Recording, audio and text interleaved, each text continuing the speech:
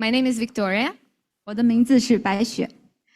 So we're happy that you're coming back and you're making our work easier and you are on time and we are going to be on time because we have a very interesting and special class today.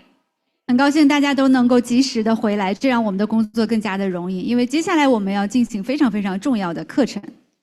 This is the Bridge of the Diamond Way, Course 6, and we are on a catch-up class. 我们接下来的这堂课呢，将是我们的金刚道之桥的复习课。And today, as I said, we have a very special teaching. 今天我们会有一个非常特别的教授 with a very great, amazing practitioner and teacher. 我们有一位非常非常深度的练习者以及非常厉害的老师来为我们进行教授。And of course, we welcome all our participants online. Hi, everyone. 同时也欢迎我们线上的伙伴，欢迎。We hope you like what we're going here, what we're doing here.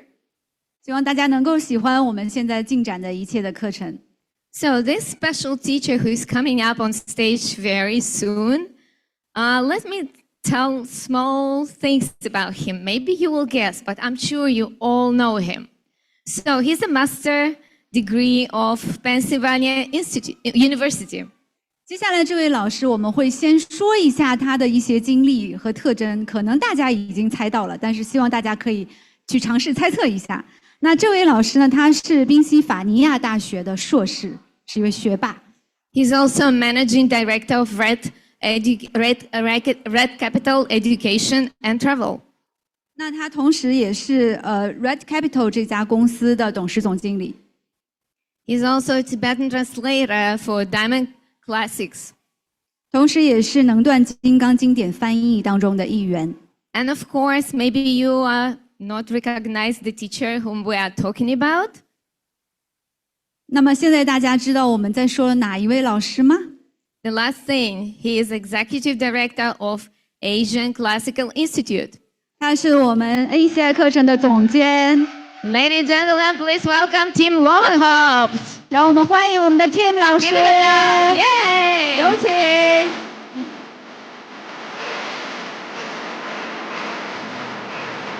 Yes, let's welcome.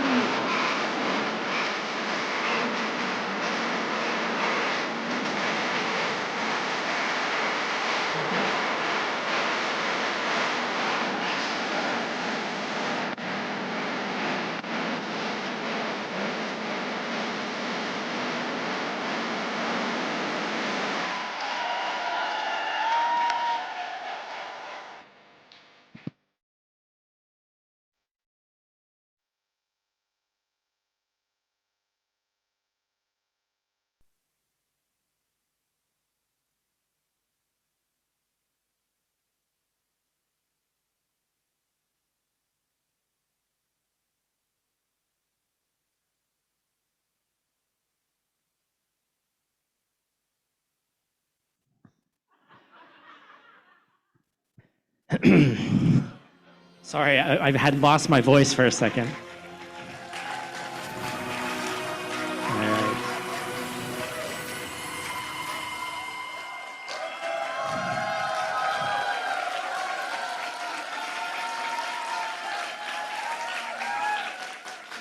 Thank you all very much. I'm very honored to be teaching today. We've been preparing for the entrance to the Diamond Way for over a year and a half. I have translators online, right? Thank you. Please yell at me if I speak too fast. And in that preparation, Geshe-la has been going through the Song of My Spiritual Life. And I had the beautiful opportunity about a week and a half ago. Promise was there and several other students in Japan.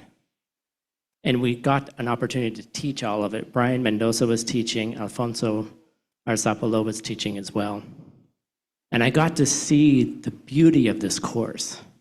Everything that Geshe-la has done for us, everything that he put together, it didn't feel like a full course to me until I taught it. And I saw the thread from the beginning up until now. And there's an incredible thread through all of it that really is a true preparation for Diamond Way.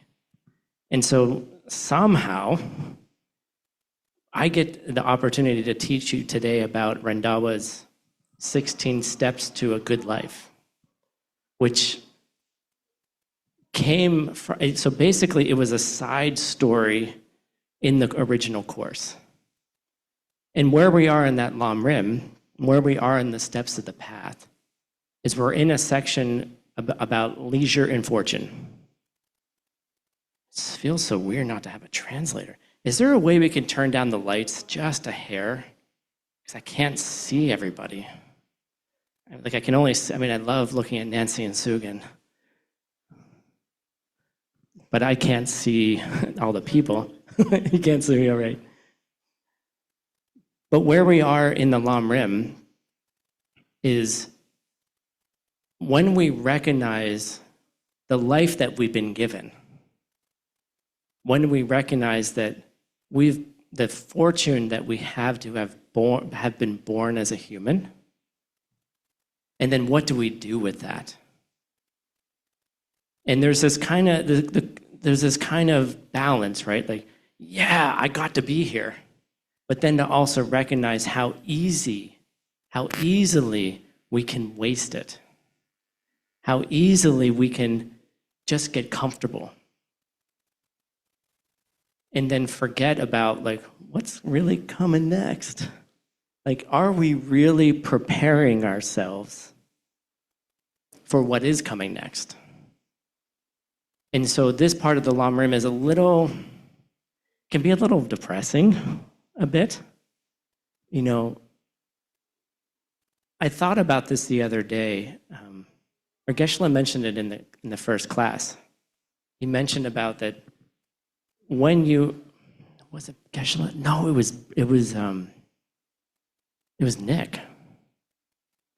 When Nick was talking about, he made a list of like 5 of his best friends that kept dying, right?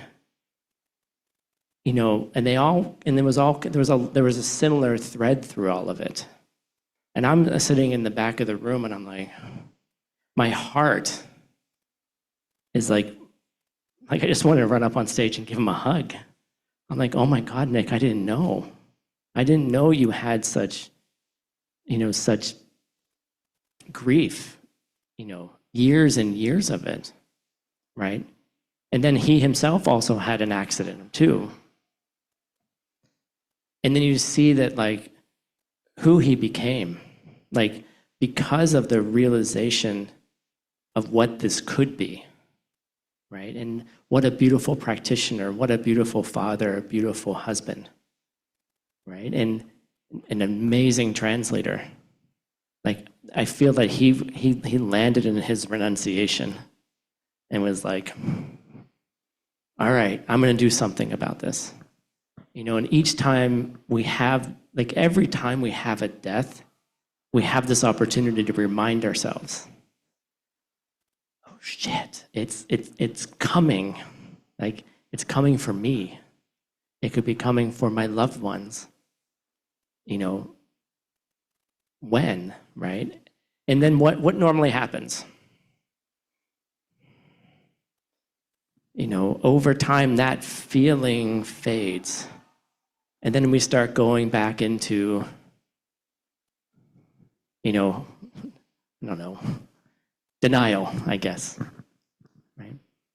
But the part of the Lam Rim we're at right now is specifically about how do we keep pushing ourselves through that? How do we grasp on, how do we take advantage of the leisure and fortune that we have? And so where we go with this is Rendawa, the teacher of Tsongkhapa, there's 16 steps to leading a good life. Like, how did he live his life? And I think it's a great question for us to go through all of those. And then think about how does this apply to me? So my question for you is, as you're listening, and anytime you're listening to Lam Rim, Steps on the Path, you should be thinking, how is this relevant to me now? Like, what is going on in my life right now, or did go on, or will go on, right? You know, you shouldn't be sitting there passively just taking notes. I mean, you can take notes if you want. But how is it resonating in your heart? Okay? So we're going to go through Rendava's 16 steps. All right. So the first, here's the book. It's one of my favorite new books that was published by Geshe Michael this year. It's called Light for a Friend. It's a commentary on Arya Nagarjuna's letter to a king, first letter to a king. Get the book. This one sits by my nightstand. I'm planning on making a whole course out of this. First slide, please. So one of the cool things about the Song of My Spiritual Life is that we're getting a very personal revelation, a very personal story from Jason Kappa himself. And he's saying, this is how I practiced. So Jason Kappa is saying, like, and everywhere else he's writing books, he's writing commentaries, he's writing on the philosophy. But this is the first time you get this personal feel to it, where he says, me, this is what I did. Right? And I think this is, if you want to memorize something, this is a great verse to memorize. And he says, I, the deep practitioner, have accomplished my practice this way. And you who hope for freedom should practice the same. And so he kind of comes out of it's like coming out of the closet, basically, in a way. And he just says, this is what I did. And so it becomes a very personal presentation. And I was reflecting on this when Brian and I were teaching a couple weeks ago. And it dawned on me that this is what Geshe is doing for us right now. That he's offering us the Arya's Diamond Way, which is, I, the deep practitioner, have accomplished my practice this way. This is Geshe Michael talking. This is what he's doing. He's talking to us. And he's telling us, this is how I did it. This is how I saw emptiness directly. And I hope that you will follow along with that as well. And so I've been humbled as I've been listening more and more to his teachings lately. Right? And I've just been like, all right, let's be a student again. Right? Let's sit at the feet of the teacher and listen to what they have to say. Like, what are they offering us? Like, and he's offering us his personal practice, just like Jason Kappa did. It is probably not a coincidence. Oh, I love this photographer. I love Dalian. I could like put him in a little suitcase and take him with me. Except he's bigger than a suitcase.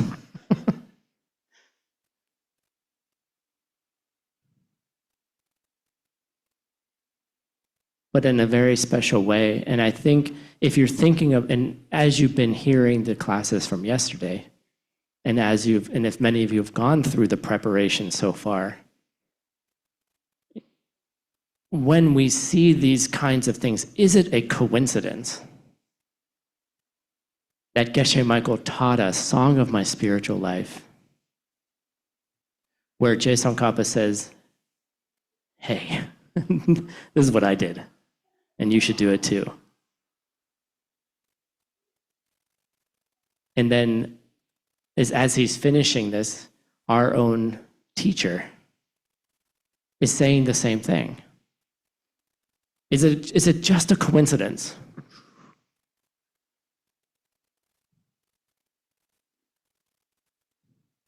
What do you think? You're all kind of standing there like, "Argh." I know it's late in the afternoon, you're tired.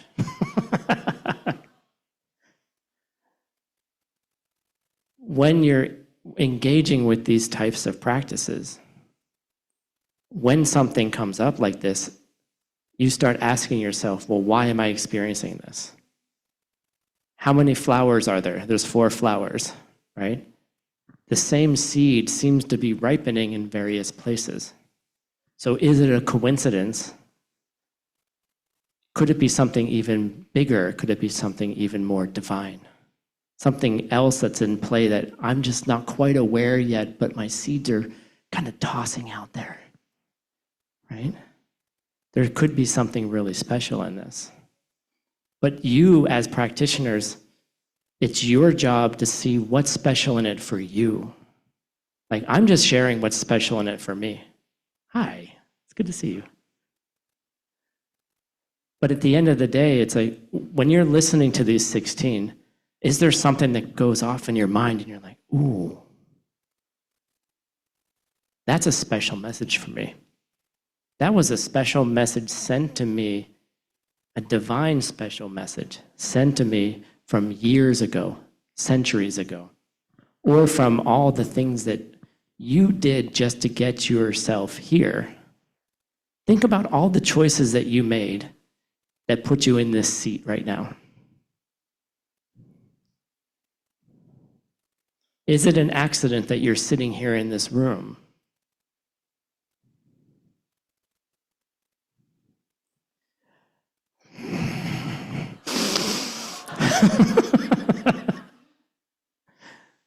No, I mean, just on a normal level, there's all these causes and conditions that brought you here.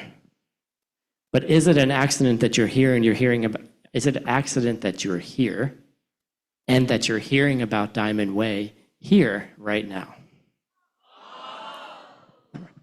Is it an accident that you're in this room and not in the room with Rob or the room with Anatole? Everyone is where they're supposed to be. And I know you're all have this, we call it FOMO in English, fear of missing out.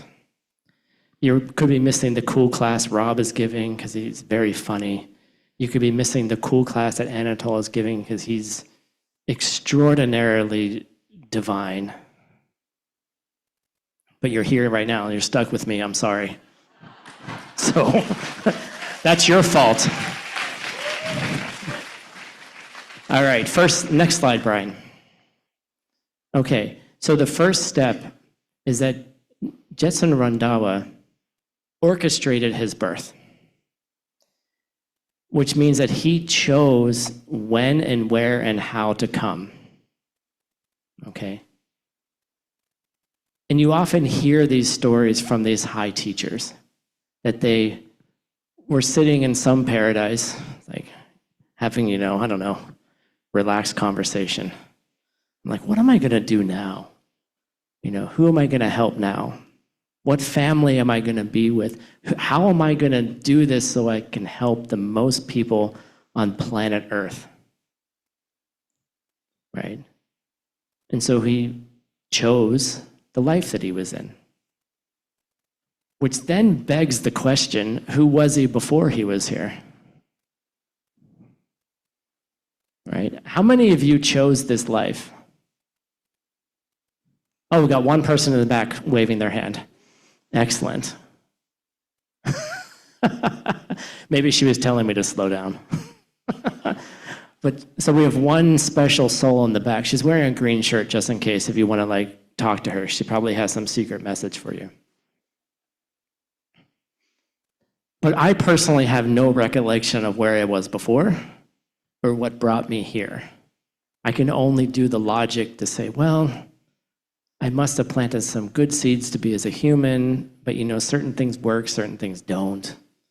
I can kind of reconstruct the seeds that had been planted, right?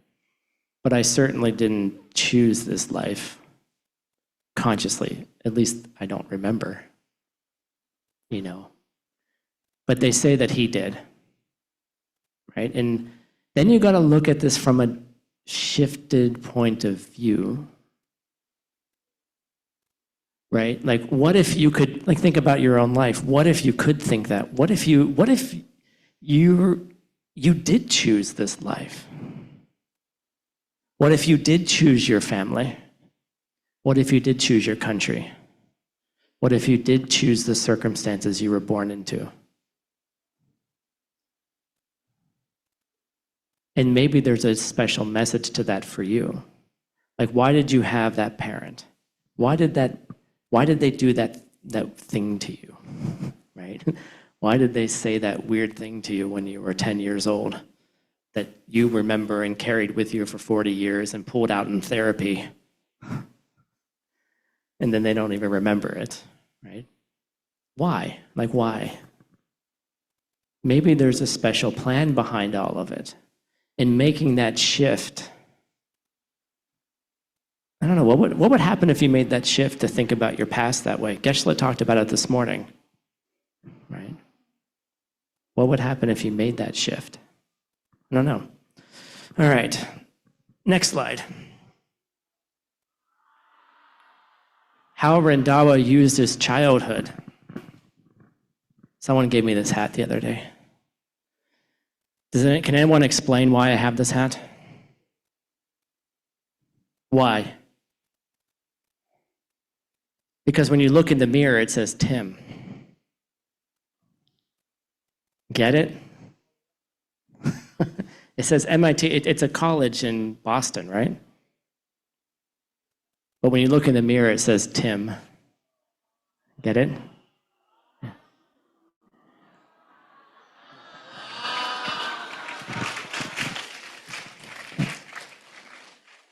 But so how did Rendawa use his childhood? Like, did he use it well? Right? I found this picture and I kind of would imagine it was me. Right? You know, again, it was just a random picture that showed up, right? You know, as a young boy, he had great joy. You know, every time he heard the Buddha's name spoken, he just had this natural reverence. Every time he saw something sacred or spiritual or a temple, it just brought him this amazing joy. So thinking about this from a perspective, there was a seed that this little boy had, right? And that ripened every time he saw or heard the name of his teacher. He just had this natural reverence, right? Now think about it for yourself. Think about your own childhood. Did you have any weird seeds? Like, did you have any kind of like, why am I attracted to that?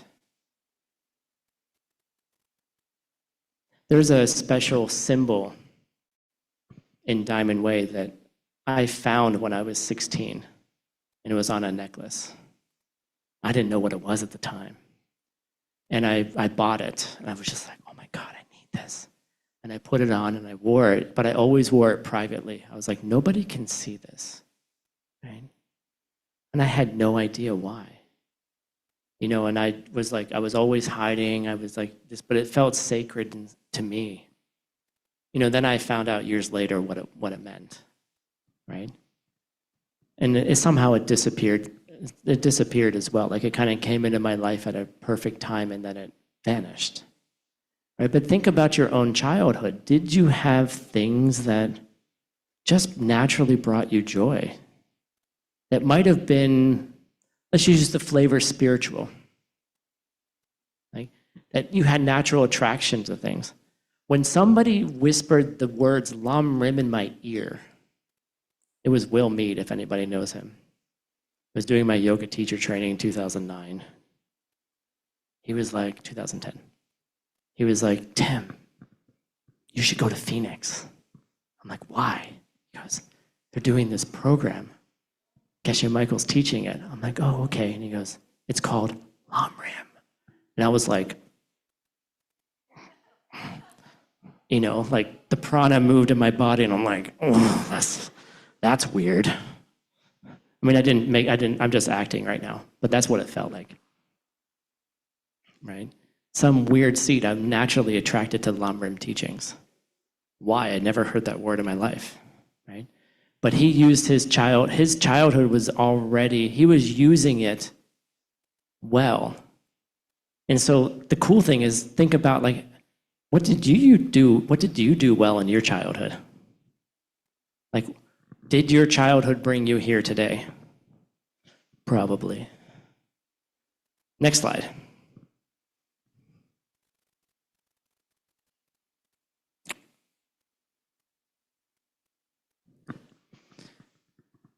So as Rendal was getting older, he just looked around and he realized, like, look, I can't do the normal life. I can't do the normal relationships. I can't do the marriage thing and the kids thing and the work thing and all that normal stuff. And so he decided to enter the monastery early on. And this picture is a almost famous 18-year-old Jedi Padawan. If anyone cares. Same idea, like entered into the order at 18. Okay. He just had that, while everyone else, the way they talk about it is like, while everyone else was having fun and games, he was like, no, I think I have to save the world. I have to do something different. It doesn't mean, of course, that you can't have a very successful spiritual career if you have a marriage, kids, and work. That's not what that means, right? But he was so drawn to that, right? And then you can think to yourself, well, why was I drawn to certain things, certain careers? Like, what brought me, like, why did I do certain things? And you can start looking for the messages in that, all right? Number 4, next slide. You need toothpaste for your toothbrush. So one of the things that Rendawa did is that he not only did he enter as a monk, he also kept his vows and commitments very, very well. He understood something very powerful. He understood that the way to achieve the freedom that he was searching for, which apparently he already had, but came back to live the life to show us how to do it, was to keep those vows. And what are vows? Right? I don't like calling it that way. I'm probably I'm going to be smacked for it, but I just like calling them, if you want something, do this. And if you want something and don't do this and you do something else, then you're not going to get it. They're just correlations. If you really want freedom and you really can, if you want to see emptiness directly, for example, you might have to take up certain things and certain activities and certain seeds and plant certain seeds. And you're probably going to have to stop doing some other things. And so he kept those good seed, it's like good seed guidance. Here's a list of things to do, things not to do, right? And it just depends on what you want. Right? And so this is a screenshot from our new 5 Houses app, which is going to be released very soon, which will have.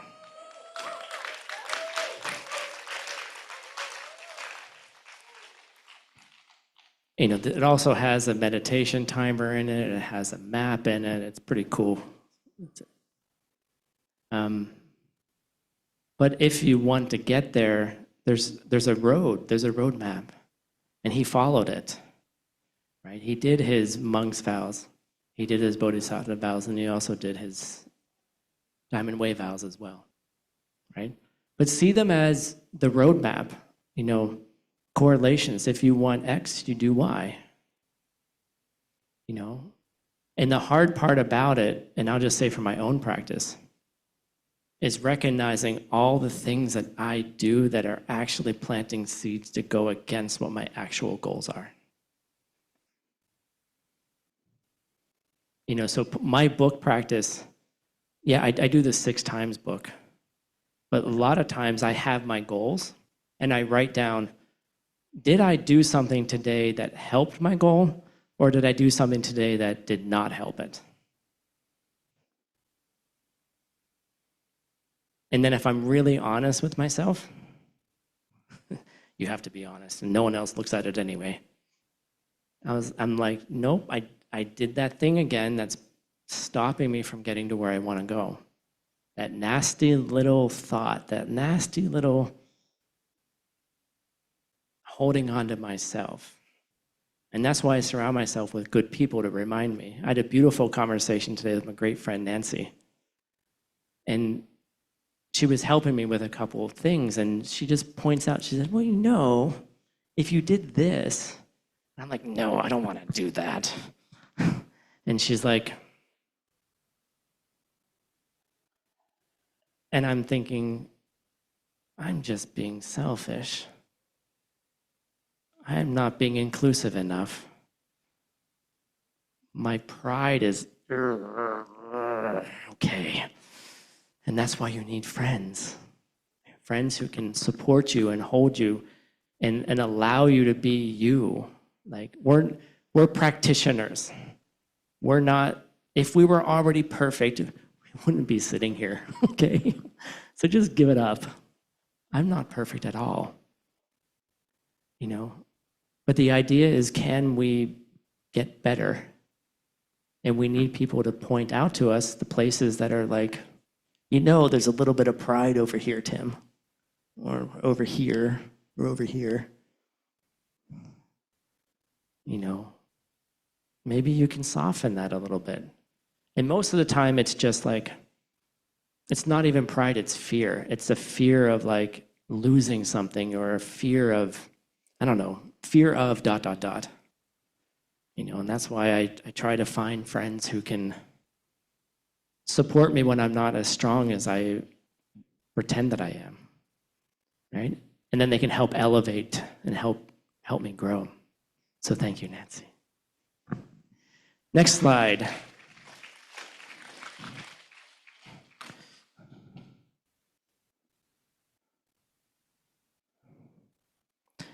What did Rendawa learn? Well, he studied the 5 great books of Buddhism. And what's really cool is the story is that Gesongkhapa, Rendawa is Gesongkhapa's teacher. But at a certain point, Rendawa was like, I'm your student now. Like, it's shifted. And then it had this very beautiful teacher-student relationship where they were both to each other, where Tsongkhapa was like, no, you're my teacher, and Rendawa was like, no, you need to teach me emptiness. Like, you know, they're having like prostration contests, you know, honoring each other. But what came out of that beautiful teacher-student, student-teacher relationship is what we have is now the Geshe course, the 25-year Geshe course. The order in which these 5 great books are taught come directly from this beautiful relationship. You know, and the more that you study all this, you know, we talked about 5 houses this morning and like becoming a master in 5 years. Yeah. It's just a selling point. Marketing is really good. You know, but it takes years, it takes time. It's not just study, it's living, right? It's integrating. It's taking the time to look at yourself and be like, well, why did I learn all these things? Like, what are they teaching me? But 5 years is, I think, a good enough time to create teachers. You know, and I'm super excited. All right, next, step 6. Next slide. It should not be a black slide. Okay.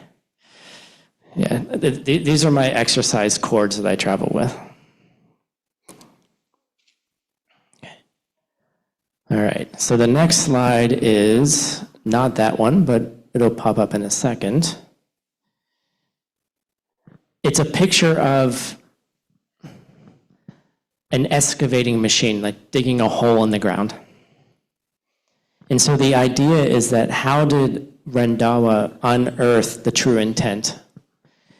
And historically, what was happening in the Tibetan region at that time is that the teachings on emptiness had degenerated.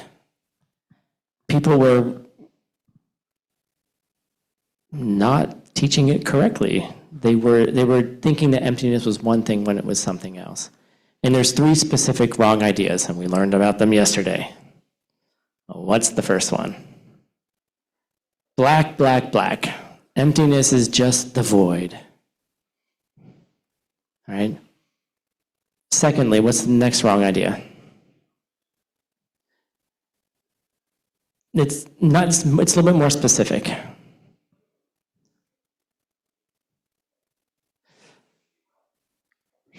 I can't hear you, so I'm just going to say it. It's that things are not, because everything's an illusion, it doesn't matter. Okay? And then a correlation to that is because nothing matters, there's no reason for karma and its consequences. So you can do whatever you want, right? Which is not correct at all. And so Rendawa excavated all of the old ideas, Nagarjuna, Chandakirti, right? Pulled them all out and resuscitated the correct teachings on emptiness. And then with his beautiful relationship with Tsongkhapa, then Tsongkhapa became the greatest commentator on emptiness ever. And Geshe just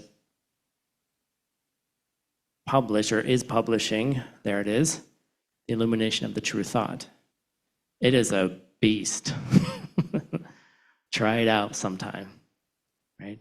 But they together brought out the accurate teachings. Now I want to ask you a question to think about this from the point of view of your teacher, right? Think about what happened in that relationship, right? What they did together. And what were they able to do together as student and teacher with such a close relationship? You know, maybe there's something cool that you can do with your teacher. There's probably a reason why Geshe Michael has 41 organizations, right? He gives directorships to everybody.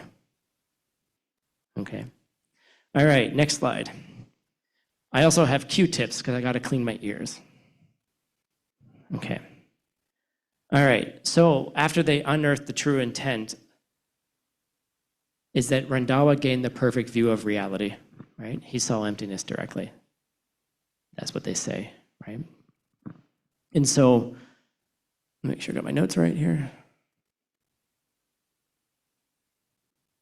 What's interesting, in the biography of these 16 steps, this is the only mention of him having seen emptiness directly in all of the biographies, right? And I want to give you guys a little taste of this. What did we say yesterday? How frequent, maybe was it yesterday or was it a DCI? I don't remember. How often does an Arya appear in the world normally? Was that here? If it wasn't here, it's every 500 years, right? Ish, more or less, okay? In the open teachings.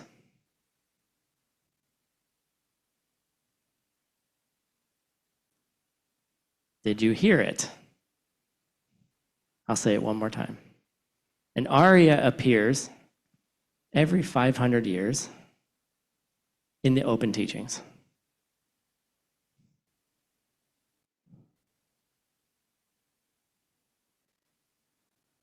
Okay, hi. Did you hear? So there might be something in here that you might want to think about. Okay. I'm going to let you just hold on to that idea. Just plant that seed. I'm going to throw those seeds into you. And you're just going to let that land inside. You can think about it. Next step, next one.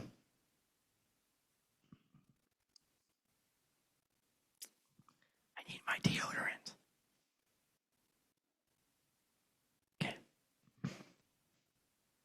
So the next thing that Randhawa did is he composed enormous quantities of work, over 80 works, letters, commentaries.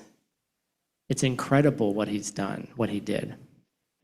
He also wrote a commentary on my book, which I didn't know about until this morning, on the Jewel of Realizations. And I'm kind of like, ooh, I can't wait till my Tibetan is good enough to read that. You know, because strangely, I don't know why I have an attraction to Randhawa. I'm not really sure why, but as I said, like this book stays with me. Like I read it quite often. We keep saying it is a great intro to Buddhism. You know, it's a great intro course. It is leveled and layered, like intro, but you can get so much out of it. All right. So he wrote a bunch. Okay. So these are the steps of his life.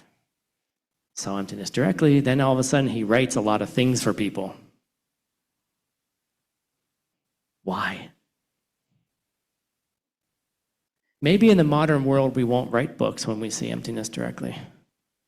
Maybe we'll make TikTok videos. You know, maybe we'll make YouTube videos. I don't know. Like if you saw emptiness, think about it. If you saw emptiness directly, how would you share that after you habituated to it and figured out how you were going to teach it? Geshe said 50 years for him. But how would you teach it to the modern world? And maybe that's something we can think about in the 5 houses. What if we imagined that we don't have any other choice but to share these ideas? And how should we share them? How should we get them out there? That's what this is about. I'm sorry, but Randhawa, you didn't have TikTok. You know, but he had books. He could write them, right? Preserve it for the future. Next slide. Don't leave without your massager. This is a full body massager. You can do it anywhere.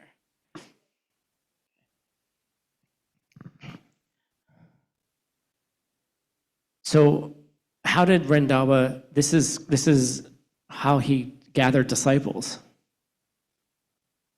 And he used the 4 magnets. If you learned this from DCI, it's the 4 ways to attract students.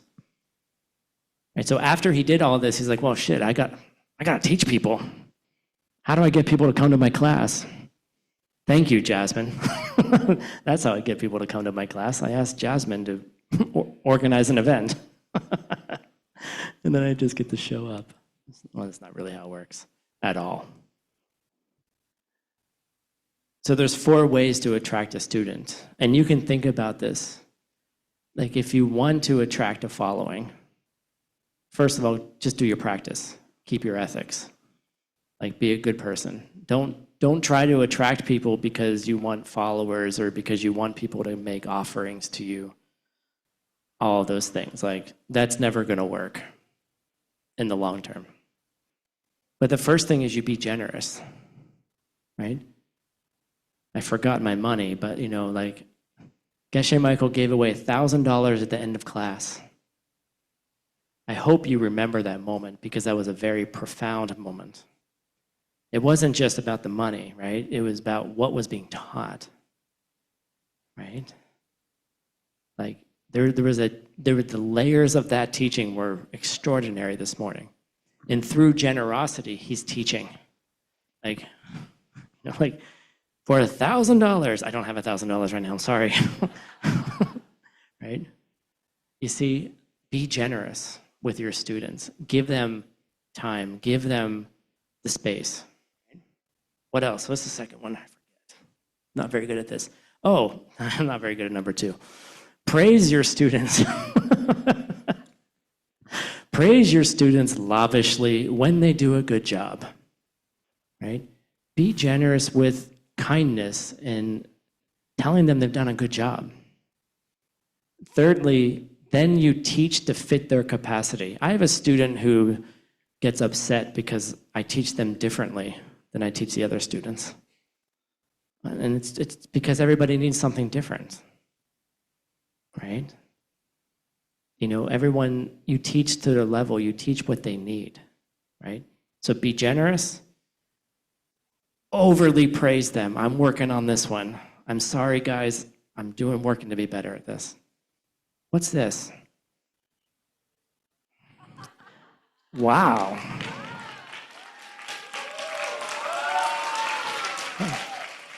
All right.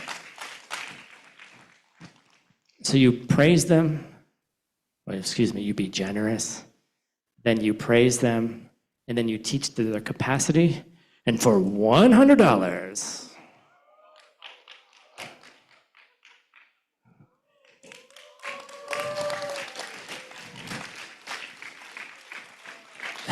that you yourself better be a practitioner. You should practice what you teach. Because if you're not practicing, you know, look, every problem that your student has, where is it coming from? Yeah, it's them, right? It's their fault. No. Duh, you created them. So every time you have an annoying student, whose fault is it? It's your fault, right? You gotta get some laughs here, right? So, you know, practice what you teach. All right, step 10. How did Rendawa treasure his personal practices? I need jeans. Okay. He had 2 personal practices that he treasured. Okay. The first practice was understanding emptiness. And then the second practice he treasured even more than that was his diamond way practice, which you're about to enter into. Okay. And there's 3 things to it, and I want to make sure I have it correct so I don't miss it. Is that the first step is to seek to be aware of the divine nature of people and places around you. Is this a normal room or is this an extraordinary room? God, I hope it's extraordinary, okay? Like, is it a room in Malaysia with a bunch of, do I have like all these eyeballs looking at me? Or is this a room of angels who are just like, go Tim, you're almost there, you're almost there. Still got a little bit more to do. They're gonna work in that pride a little bit. So we'll put you up on stage so you can think that you're awesome, right? Go Tim, right?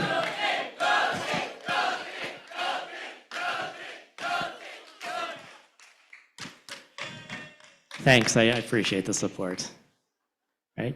So then when I'm watching all this, do I just take it as normal or do I take it as extraordinary? Right? So you start looking, I don't know which way it is. I don't know, right?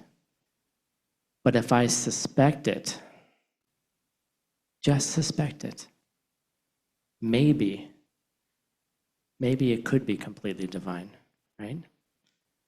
Second step is that then you embody it yourself. Because you go,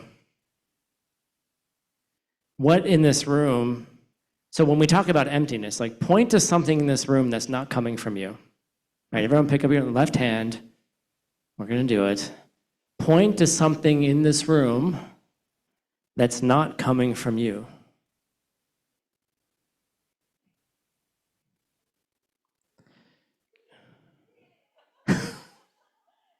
Oh, very good.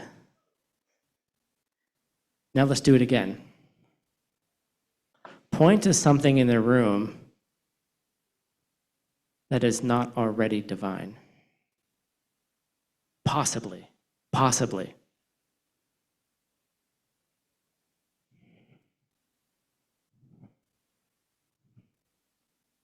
And you all should land back at yourself. Because you also have an emptiness. You have the capacity. Different seeds, different view of self. Right? When we talk about pen.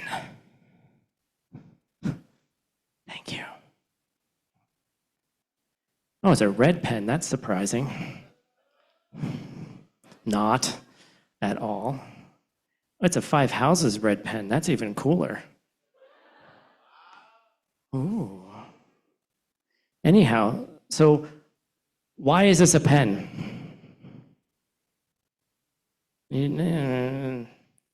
Because you as a human, thank you, I got it. Because you are who you are, this is a pen. What makes this a chew toy? Because they is a dog. They are a dog because they see chew toy. You are a human because you see pen. Okay? Do the same, it's gonna hurt. Do the same logic on yourself. You are you because, and that you is what?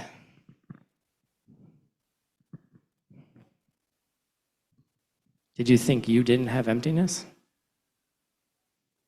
Nice, sorry about that.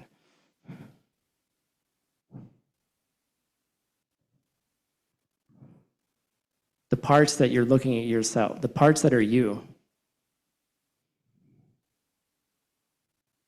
the parts that make you you, are they self-existent?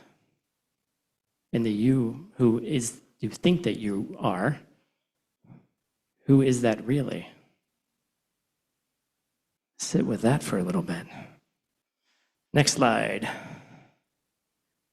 Step 11 is that, oh, I forgot to take something out of my suitcase. I need my wrinkled linen shirt. Someone offered to iron my linen shirt for me, and I was like, it's linen. It'll stay ironed for 5 minutes. Like, this is samsara, right? Ironed linen is samsara. Okay. So the thing is, so his personal practice was emptiness, seeing the divinity in others, seeing it in himself, and that leads you to equal sign, serving others. Your daily practice is taking care of others. When you understand all of that, equals taking care of others. And it takes a while to integrate the why. Why would I have to take care of you? I don't have a choice, right? If I do the logic long enough, right? Why do I do what I do? It's a little selfish. I want to get out. I want you to get out. I don't want this. When my cat died 2 months ago, it was losing my best friend. Shintian's mother just died. Nick lost 5 friends. I mean, I bet you every single one of you has a story. Like, God, let's end this. And so Jetson Randhawa said, be like a rhinoceros. That's a weird thing. Because rhinoceroses tend to live alone. They will just do rhinoceros things by themselves. Be like the rhinoceros, even if nobody helps you. You will still take care of other people. When everyone else has gone home for the evening, you're still here cleaning up, right? Be like the rhinoceros. It's kind of cool. All right, we're going to actually get this done. I've never actually finished a class on time. Step 12. Randhawa went into retreat. I need my cologne. So after he did all that, he was like, you know what?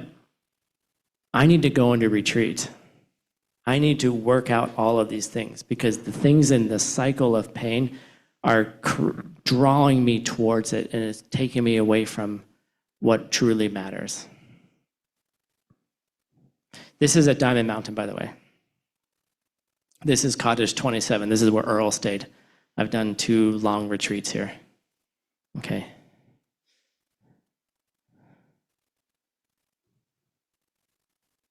So Jetsun Randawa went into retreat, significant retreat. And he realized how he was attracted to certain things that were preventing him from taking that leap. Next slide. Step 13. What else do I have here? Oh yeah, I have a razor. I'm gotta do this stupid thing. Okay. So Randawa reached a point where he received the dengtop. He received the guarantee, just like a passport. My favorite country to go to, Japan. I got it. Thank you. He got that guarantee that he's never going to have a lower rebirth again. He knew he had reached the goals. Like when Geshe Michael talks about 490 years to reach, the final goals. He's like, that's a dengtop, right? Like, just a couple more lifetimes, folks. Let's get that done. All right? Is that something that maybe you might want? All right? I want that guarantee. Step 14. I need my travel charger.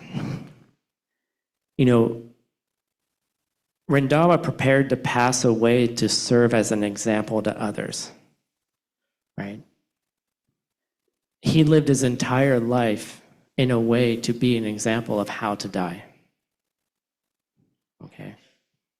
And it's not a depressing thing, because once you receive that, the guarantee, death isn't something you're afraid of anymore, right? It's just the next transition to getting your new name, right? But all of us who don't have that guarantee, it's like there's a fear, there's a deep, deep fear around that. And it's debilitating at times, so much that we don't even want to think about it, right? But he set it aside to say, this is the example. I'm going to make the example of how to die well and how to do it with hope. Here's Sirius, right?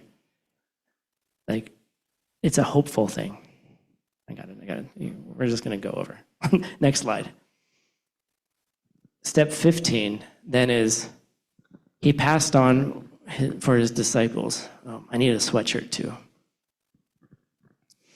How he passed on. The greatest teaching a teacher can ever give you is to teach you about their own impermanence. I'll say it again. The greatest teaching a teacher can ever give you is to teach you their own impermanence. The Buddha was not asked to stay, and he died. Geshe Michael appears to be getting older. His kidneys are failing.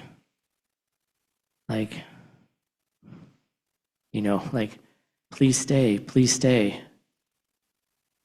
But Randawa left for his disciples so they can, be like, okay, you didn't get it the first time, then I'm going to show it to you. You want to see what impermanence really is? There it is. I'm leaving, right? And so when he did that, he also was suggesting, go back to the previous slide, please, that he had other work to do elsewhere. He needs to go somewhere else and help other students. Maybe he needed to go to Sirius. Okay? So he's doing multiple things at the same time.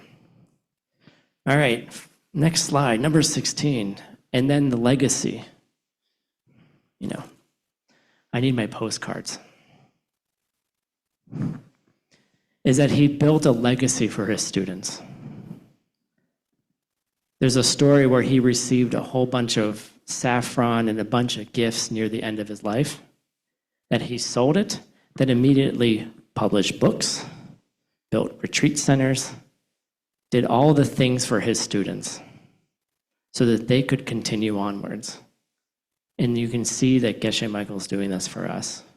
We have a building in Sedona now that we own. We have a storage facility, we have property, we have all these 41 organizations. I know, just put it down. We have all of those things. and they've built this. He's building it for us, right? So when you look at these 16 steps, and I went through it really fast, okay? How are you packing your suitcase? What are you putting in your suitcase tonight? You know, what are you going to put into your mind so that as you move forward, that you're going to be prepared for what's next? Because you can't take any of this stuff with you. This will get me around the world. I didn't bring out my underwear. I thought that was inappropriate. That would have been number 17. The secret item in my suitcase. You don't get to see my underwear. But you see, like, I can't take any of this stuff with me. The things that we're holding on to, we can't take with us, right? But what can we take? And Rendawa is giving us this example. Take the leisure and fortune of this life. You were given something, an amazing opportunity. And Rendawa has given us a path of what to do. So when you look through those 16 steps, what resonates most with you, right? We're at different stages of our life. Some of us are older, some of us are younger. But what are you doing right now to pack your suitcase? What are you putting in here? How are you serving others? Right? And if you and that's the place to go. Like, what did you do today to take care of somebody else? That's all. Like, all of this Diamond Way stuff, ooh, celebrating. They're celebrating Diamond Way. Okay? It's joyful. If you really truly experience some of these things, you know that what's possible, and you can know where you're going, even if in just little bits. Okay? So thank you for joining. Thank you, Tim. Thank you so much for this amazing class. It was very deep and nice. Please send gratitude appreciation, Team Lowenhaupt. Go team! Go team, go team, go team. Even Tim said that he didn't plan this life. We're happy you're all with us. Please stay and teach us. Thank you for everything. 请持续教授我们，感恩老师。 Thank you all very much. Have a great afternoon. And thank you. Thank you. So, thank you so much for this class. We have some very important announcements for you. But before that, let's say goodbye for our online students. See you later, guys. 让我们先跟我们线上的伙伴说拜拜，感恩大家。